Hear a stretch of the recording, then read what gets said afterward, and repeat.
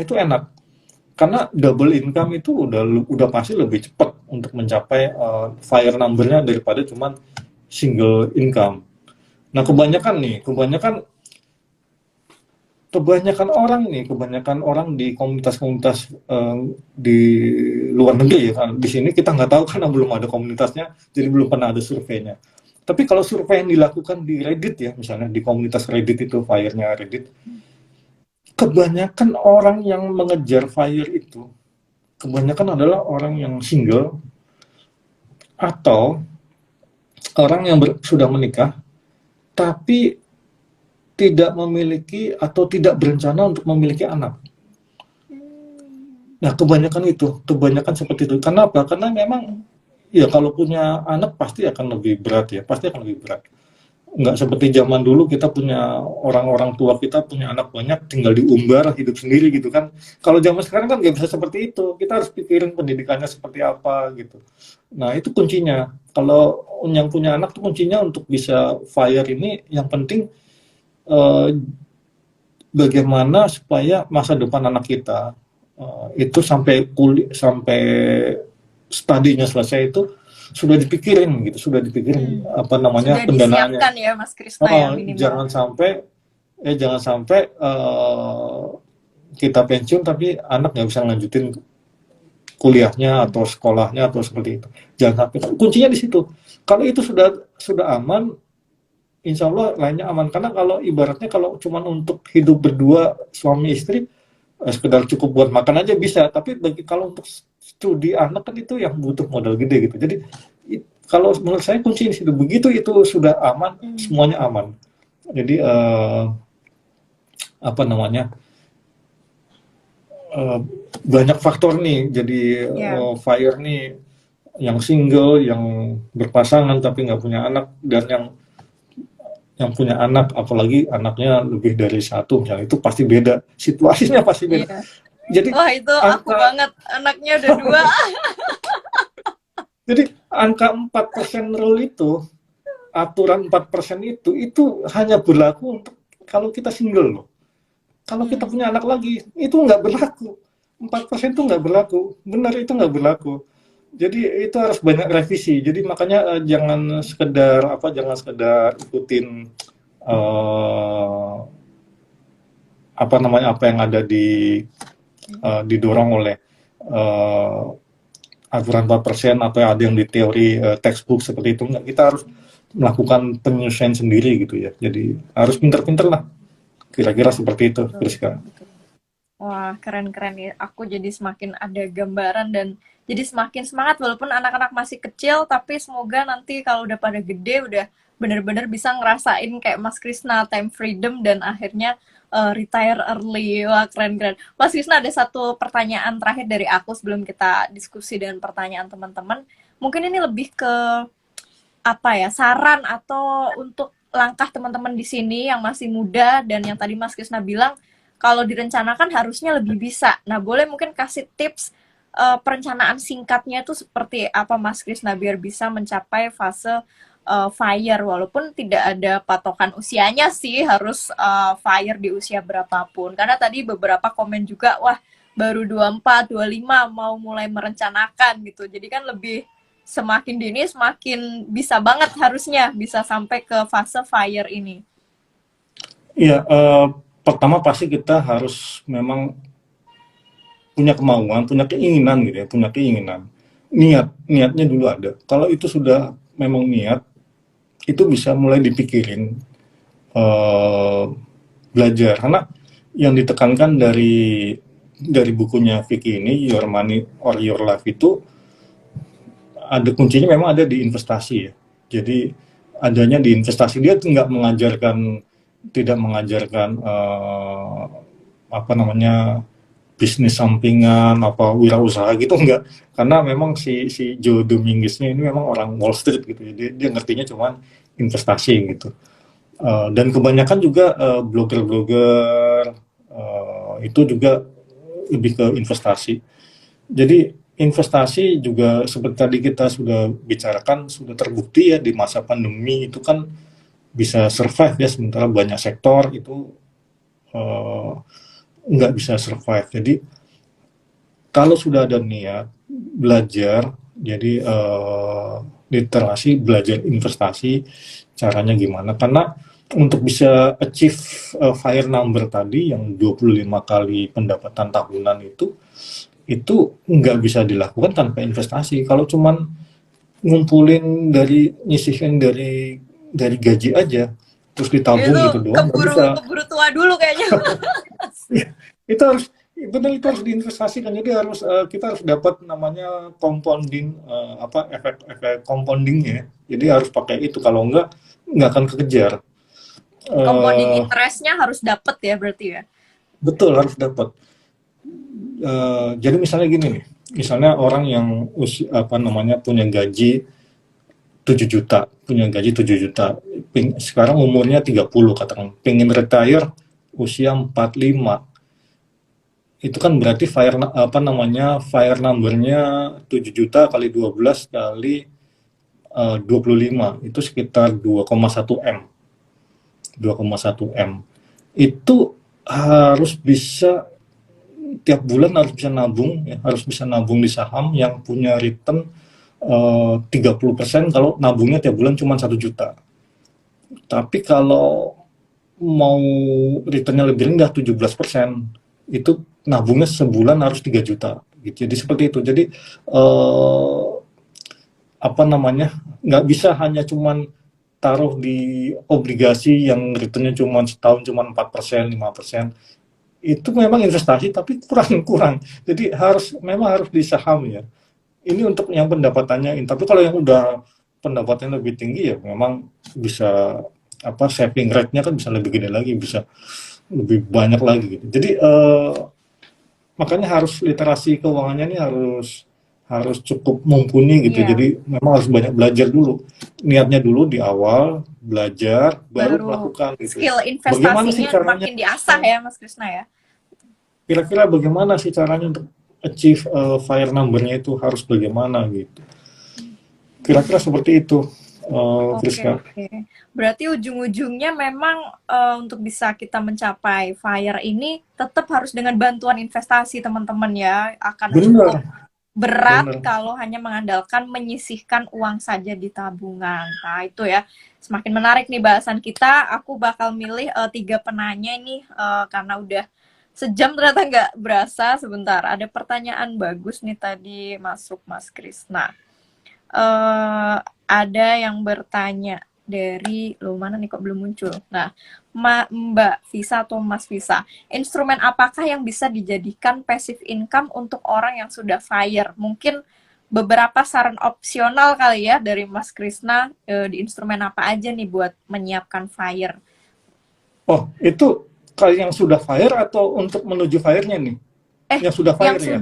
Yang sudah FIRE, berarti Oh, kayak posisi oke. Mas Krisna sekarang gitu mungkin. Nah, Eh saran apa saya, namanya ya, spill gitu istilahnya spill instrumennya. iya, ya kalau kita mengacu ke teori yang ada, yang paling baik dengan kondisi Indonesia saat ini eh, dan cukup aman, itu harusnya obligasi ya, obligasi pemerintah. Jadi kan ada banyak macamnya kan, ada sukuk retail, ada SBR, ada apa ST, ada Ya, ORI, macam-macam itu kan betul.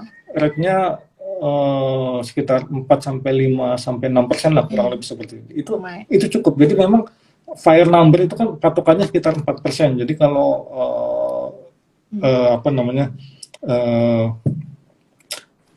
apa namanya eh, interest dari atau bagi hasil dari obligasi ini atau dari sukuk ini sekitar itu ya sudah cukup, sebenarnya sudah cukup Oh, ya. oke. Itu udah dan lebih aman dah, lebih aman Hmm. daripada saham itu untuk mencapai fire number-nya dulu, untuk supaya cepat gitu ya, akselerasi gitu cepat.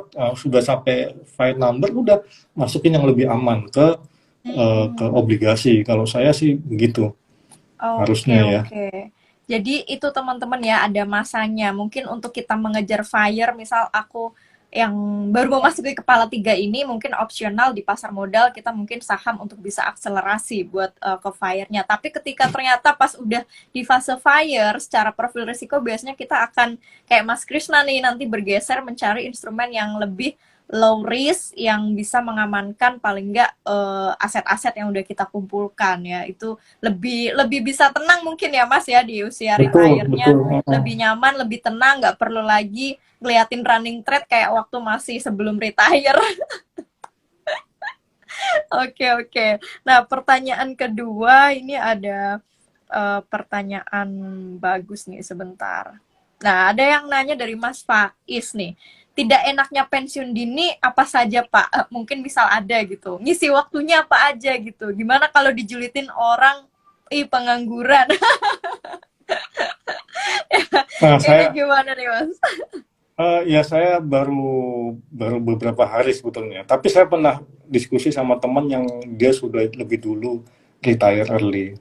Jadi saya diperingati, kamu coba pikir lagi katanya. Kalau pensiun itu nggak enaknya nanti kamu eh, secara status sosial itu akan berbeda dengan dibanding kalau orang pekerja. Status sosial yang seperti apa? Ya kalau orang pekerja itu lebih dihormati sesama teman, misalnya dia pernah cerita gini, saya tuh eh, pernah main lagi ke kantor lama saya, katanya gitu, dia bilang gitu, saya pernah main lagi ke kantor saya yang lama.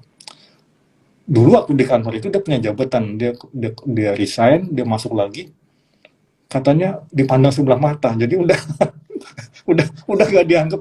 Jadi datang lagi main ke kantor itu sudah nggak dianggap gitu, padahal dulu dihormatin banget. Hal-hal seperti itu ya, itu bagi sebagian orang mungkin berpengaruh, tapi kalau saya ngerasa ya nggak, ini kan memang kita sudah putuskan untuk tidak keluar dari lingkungan seperti itu. Kalau memang di apa namanya, kita secara status sosial misalnya turun kasta, ya nggak ada masalah ya, harusnya nggak ada masalah, saya sih bisa terima itu, saya sih bisa terima. Tapi kita kan bisa dapat hal lain gitu ya, hal lain nggak enak lainnya ya. Sebetulnya lebih banyak enaknya sih harusnya. Kalau lebih banyak enaknya, mungkin saya juga nggak mau retire. Lebih banyak enaknya lah, lebih banyak enaknya. Tapi itu satu yang diingatkan oleh teman saya seperti itu. Dan saya juga ngerasa, ya ada benarnya juga, tapi ya nggak masalah sih buat saya sih. Ya. Kira-kira Wah, gitu. ini nggak tahu aja ya teman-teman mantan kantornya bahwa orang-orang FIRE ini udah paling nggak minimal udah sampai stage financial independence. harusnya harusnya itu udah kasta lebih tinggi dibandingkan yang masih bekerja format 84 atau 95 ya harusnya. Wah, ini jadi makin semangat nih. Nah, ada satu lagi pertanyaan yang bagus juga ini Mas yang udah aku pilihin sebentar. Hmm, soal tadi ada yang nanya tahapan, tadi udah dijawab sebenarnya sama Mas Krisna ya, nanti bisa dicek ulang di IG Live yang bakal kita simpen ini. Mana nih tadi? Dari Mbak Erika. Apa patokan kita bisa retire dari pekerjaan dan bisa mencapai financial freedom? Ini mungkin next stage-nya financial freedom, tapi mungkin patokan kita bisa akhirnya retire dari pekerjaan. Oh iya, sudah pasti kita harus mencapai tahap financial independence dulu. Eh, jadi kita pasti nggak akan tergantung pada gaji. Seperti saya tadi bilang ya, kalau kita memang harus resign, ya kita nggak ada masalah karena kita punya income yang lain gitu kan. Kita punya income yang lain yang bisa minimal setara dengan gaji kita. Kalaupun tidak setara, lebih kecil itu nggak ada masalah karena waktu kita retire kan pasti kita punya cost of living juga kan pasti turun drastis. Misalnya kalau saya yang biasanya eh, pulang pergi naik mobil gitu kan, bensin, apalagi bensin harga sekarang nih berasa banget kan. Kalau Pertamax saja 12.500 berasa banget. Belum parkir di gedung itu sehari bisa 40-an.